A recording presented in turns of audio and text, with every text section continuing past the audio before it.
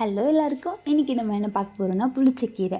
எங்கள் பாட்டி செய்வாங்க, எனக்கு ரொம்ப பிடிக்கும். ரொம்ப ரொம்ப லாங் கேப்க்கு அப்புறம் ரொம்ப நாளுக்கு அப்புறம் இந்த கீரை கிடச்சிருக்கு. அதுவும் சிகப்பு கீரை. ஸோ இதை நாங்கள் நைட்டு க்ளீன் பண்ணி வச்சுட்டோம். அதை வந்து கொஞ்சம் தண்ணியில் போட்டு நல்லா அலசிட்டு குக்கரில் வச்சுருக்கேன், கடையிறதுக்கு ஈஸியாக இருக்கும்னு சொல்லி. நல்லா கழுவிட்டு குக்கரில் போட்டு ஒரு 3/4 டம்ளர் தண்ணி மட்டும் ஊற்றி ஒரு 5 விசில், நல்லா ஃபுல்லாகவே வச்சு 5 விசில் விட்டு எடுத்துட்டேன்.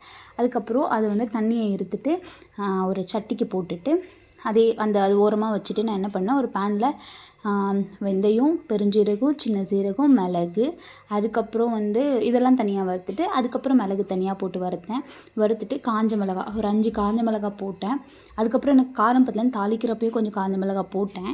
ஆனால் அப்பயும் காரம் கம்மியாக தான் இருந்துச்சு, இன்னும் கூட போட்டுருந்துருக்கலாம்.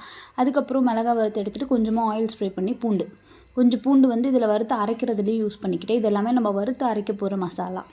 வறுத்து கொஞ்சம் ஓரமாக வச்சுட்டு அதை அரைச்சி ஓரமாக வச்சுட்டு இப்போ வந்து கடையிறதுக்கு உப்பு போட்டு கொஞ்சம் கடைஞ்சிட்டு ஓரளவுக்கு கடைஞ்சி முடிச்சதுக்கப்புறம் அரைச்ச பேஸ்ட் எல்லாமே இதில் போட்டு அதையும் ஒரு மிக்ஸ் கொடுத்துட்டு தாளிப்பு எண்ணெய், கடுகு, பூண்டு, காஞ்ச மிளகாய் போட்டுட்டு தாளித்து அதில் கொட்டிட்டு அதையும் நல்ல ஒரு கடைஞ்சிட்டு அதுக்கப்புறம் என்ன பண்ணேன் அப்படின்னா உப்பு திரும்ப செக் பண்ணிக்கிட்டேன். எனக்கு உப்பு கம்மியாக இருந்த மாதிரி இருந்துச்சு, கொஞ்சம் உப்பு போட்டேன். ஏன்னா இந்த கீரையில் வந்து உப்பு கொஞ்சம் தூக்கலாக போடணும் அப்படின்னு சொல்லுவாங்க. ஏன்னா அப்போ தான் கெட்டு போகாது இது அப்படின்னு சொல்லுவாங்க. இது கொஞ்சம் கெட்டு போகாமல் இருக்கிற கீரை.